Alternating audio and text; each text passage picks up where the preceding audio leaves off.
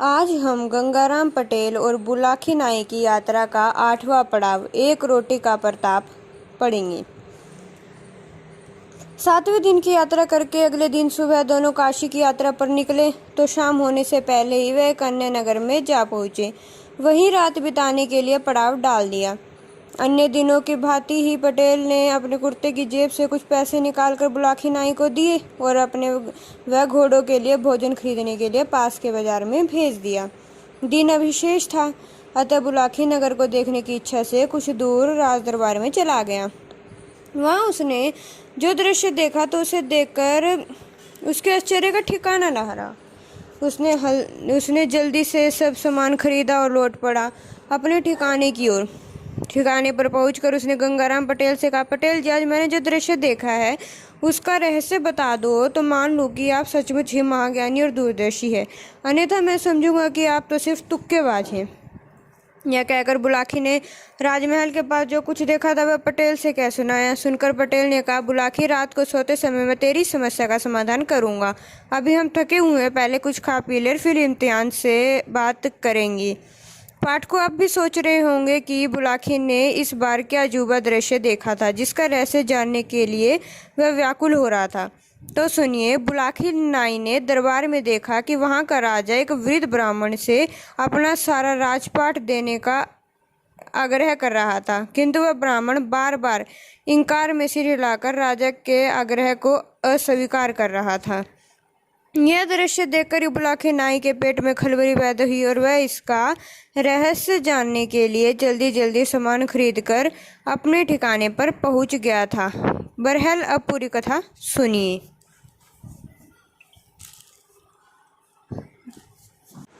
रात को भोजन करके जब दोनों बिस्तर पर लेटे तो पटेल ने बुलाकी नाई को जिज्ञासा को शांत करना शुरू किया। उन्होंने बताया, बुलाकी, एक बार यहाँ के राजा के मन में यह विचार आया कि मैंने ऐसे कौन से शुभ कर्म किए थे जिनके कारण मुझे यह राजपद मिला है। उन्हीं कारणों को जानने के लिए उसने एक दिन राज्य भर के विद्वानों को अपने दरबार में बुलवाया और उनसे कहा, ये विद्वान पुरुषों, मैंने आप लोगों को यहाँ बुलाकर इसलिए कष्ट दिया है ताकि मैं अपनी एक समस्या का निराकरण आप लोगों से करा सकूं।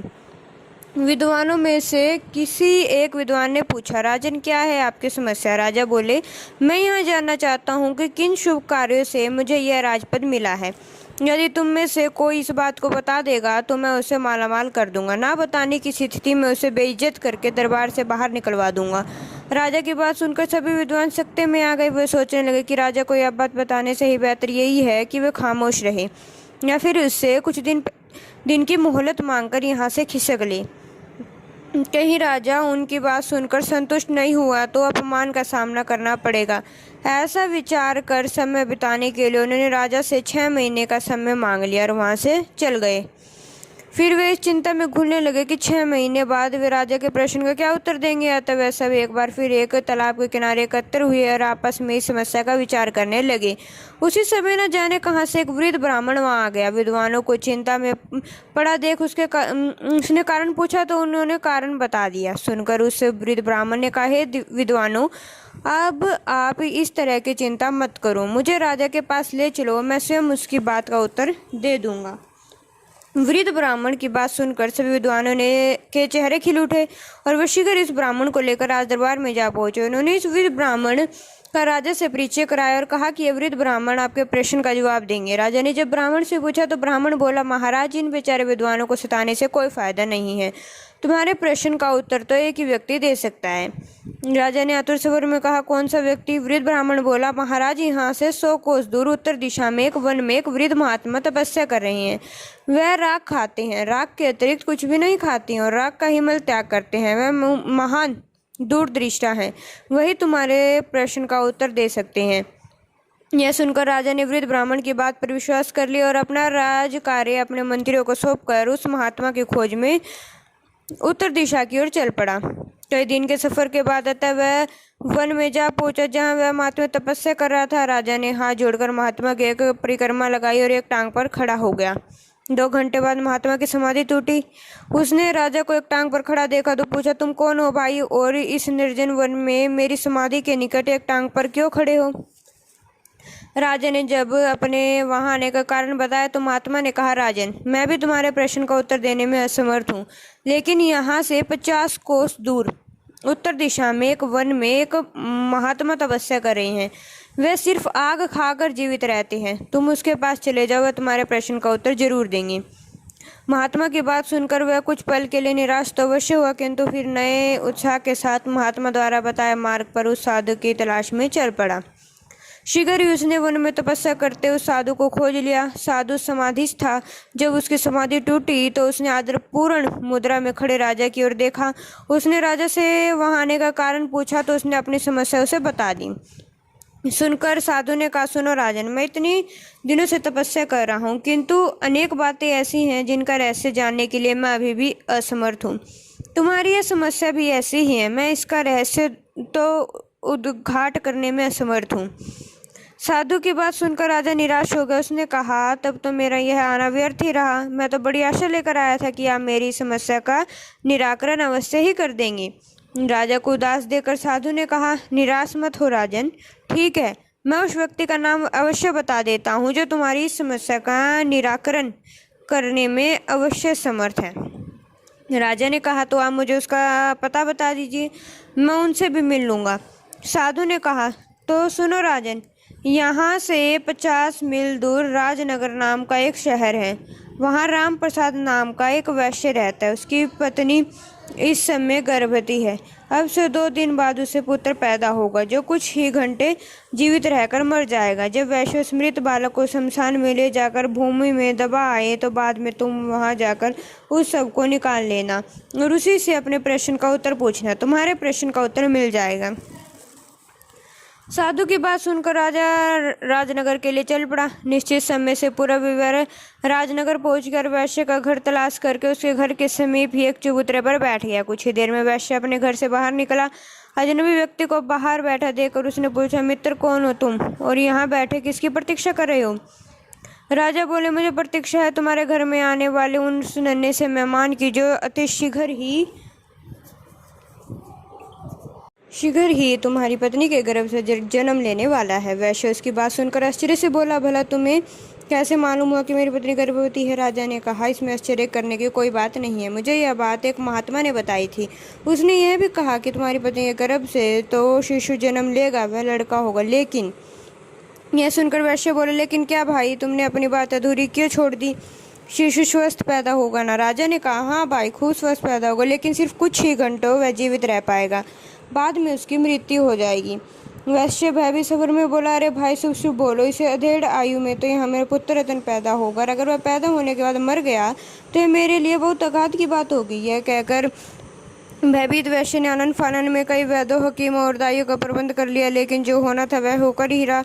वैश्य की पत्नी की कोख से एक पुत्र पैदा हुआ, लेकिन मात्र 4 घंटे ही वह जीवित रहा। जिस घर में कुछ देर पहले तक खुशी की सेनाएं बज रही थी, वह एकदम मातम छा गया। वैश्य के घर में हाहाकार मच गया। वैश्य ने हाथी पर पत्थर रखकर अपना कर्तव्य पूरा किया। उसने बच्चे के शव को कपड़े से ढांपा और उसे शमशान में दफन कराया। योजना अनुसार तब राजा वहां पहुंचा और उसने उस बालक के शव को बाहर निकाला। आश्चर्य, बाहर आते ही बालक जीवित हो गया। उसने राजा से पूछा, क्यों भाई, किस कारण से तुमने मेरी चिर निद्रा में विघ्न पैदा किया है? राजा ने जब उसकी अपनी समस्या बताई तो वह बालक बोला, राजन, जिसके कारण से या जिस कुर्म से तुम्हें यह राजपद मिला है वह एक लंबी कहानी है, सुनो। इस जन्म से पहले पूर्व जन्म में तुम मेरे भाई थे। बालक की बात सुनकर राजा आश्चर्य से बोला, तुम्हारा भाई? बालक बोला, हाँ राजन, पूर्व जन्म में हम 4 भाई थे। तब हम आश्रम में रहकर विद्या अध्ययन किया करते थे और एक साथ नगर में भिक्षा मांगने जाया करते थे।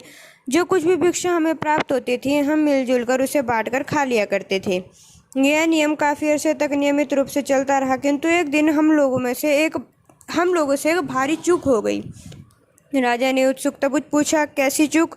बालक बोला, बीच में मत बोलो राजन, बस तुम मेरी बात सुनते रहो, क्योंकि मेरे पास वक्त बहुत थोड़ा सा ही बचा है। बालक की बात सुनकर राजा चुप हो गया। फिर उसने कहना शुरू किया, राजन, एक दिन रोज की तरह हम भिक्षा मांगने के लिए निकले, लेकिन कहीं से भी हम लोगों को भिक्षा नहीं मिली। परिणाम यह निकला कि उस दिन हमें रात को भूखा ही सोना पड़ा। दूसरे दिन भी ऐसा ही हुआ और तीसरा दिन भी हम लोगों ने भूखे रहकर ही गुजारा। किसी भी गृहस्थ ने हमें भिक्षा नहीं दी, उल्टे हमें यह कहकर दुत्कार दिया कि इतने हट्टे कट्टे होकर भी भिक्षा मांगते हुए तुम्हें शर्म आनी चाहिए, जाकर किसी के यहाँ मेहनत मजदूरी का काम करो। उस गृहस्थ की बात सुनकर हमें बहुत शर्म आई। लज्जा के मारे हम उस दिन से भिक्षा मांगने गए ही नहीं। लेकिन तुझे यह स्वीकार नहीं था। तुमने कहा कि एक ब्रह्मचारी को लज्जा कैसी? लज्जा को त्यागने के लिए ही तो आश्रम में गुरुजी हमें भिक्षा लाने को कहते हैं, ताकि आगे चलकर ब्रह्मचारी निराकर भाव से परमार्थ के कार्य कर सके। उनके लिए सब मानव एक जैसे बने, ना कोई छोटा हो ना कोई बड़ा। मानव एक समान की भावना सबके अंदर पैदा हो सके। बहरहाल उस दिन तुम अकेले ही भिक्षा मांगने निकले और इतनी भिक्षा मांग लाए जिसमें 4 रोटियां तैयार हो गई। हम चारों ने एक एक रोटी बांट ली और खाने की तैयारी करने लगे। तभी एक वृद्ध ब्राह्मण वहां पहुंचा। उसने अपने भोजन में से कुछ भोजन उसे देने की प्रार्थना की। यह सुनकर बड़े भाई ने कहा, अरे ब्राह्मण देवता, तुम कहाँ से आ टपके? हम तो 3 दिन से पहले ही भूखे हैं। मुश्किल से आज एक रोटी खाने को मिली है, उसे भी आपको दे दूंगा तो खाऊंगा क्या? खाक। इतना कहकर उसने वह रोटी खा ली। अब ब्राह्मण ने दूसरे भाई से थोड़ा सा भोजन देने का आग्रह किया। उसने भी यह कहकर रोटी देने से इनकार कर दिया कि आपको रोटी दूंगा तो खाऊंगा क्या, आग। फिर उस ब्राह्मण ने मुझसे आग्रह किया तो मैंने भी टका सा जवाब दे दिया कि यदि यह रोटी मैं आपको दूंगा तो मेरा क्या होगा, मैं मरूंगा या जीऊंगा? तब ब्राह्मण ने हम तीनों से निराश होकर तेरी तरफ देखा। बिना किसी हिचकिचाहट के तूने अपनी रोटी उस ब्राह्मण को दे दी। साथ ही ये कहते हुए क्षमा मांगे कि ब्राह्मण देवता, आज तो मैं आपको सिर्फ इतना ही भोजन दे सकता हूँ। आप फिर किसी दिन हमारे यहाँ पधारिए, मैं आपको संपूर्ण रूप से आतिथ्य सत्कार करूँगा। सो हे राजन, तब से हम सब अपने पूर्व जन्म के लिए हुए कर्म का फल भोग रहे हैं। उस दिन वह ब्राह्मण तो एवमस्तु कहकर चला गया और हम तीनों पर मुसीबतों का पहाड़ टूट गया। यह कहकर बालक ने कुछ क्षण के लिए विराम लिया, फिर आगे बोला, राजन, जिस वृद्ध ब्राह्मण ने तुम्हें पहले साधु के पास जाकर उससे अपने प्रश्न का उत्तर खोजने के लिए कहा था, दरअसल वह वही ब्राह्मण है जो भोजन मांगने के लिए हमारे पास आया था। और वह पहला साधु जो सिर्फ राख खाता है और राख का ही मल त्यागता है, उस काल का हमारा बड़ा भाई है। और उसने ब्राह्मण से यह कहा था कि तुम्हें रोटी दे दूंगा तो खाऊंगा क्या? राख खाता ब्राह्मण के शाप से ही वह राख खाकर ही जीवित है। पहले साधु ने तुम्हें दूसरे साधु के पास जाने का परामर्श दिया। वह दूसरा साधु दरअसल हमारा दूसरा भाई है जो सिर्फ आग खाकर ही जीवित रहता है। उसने ब्राह्मण की रोटी मांगने पर यह कहा था कि तुझे रोटी दे दूंगा तो खाऊंगा क्या, आग। सो उस ब्राह्मण का शाप उस पर ही फलीभूत हो रहा है।